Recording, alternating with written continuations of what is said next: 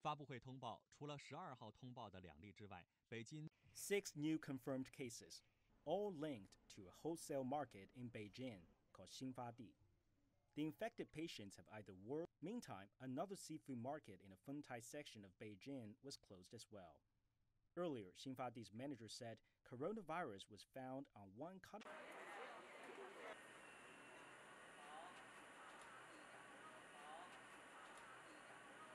现在有请假不来的，吐了就是什么呀？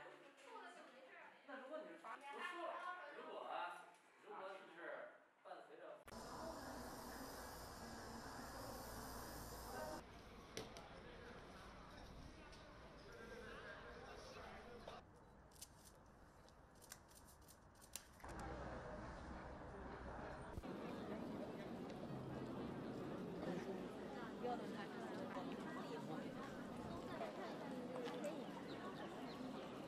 工作勉勉强强。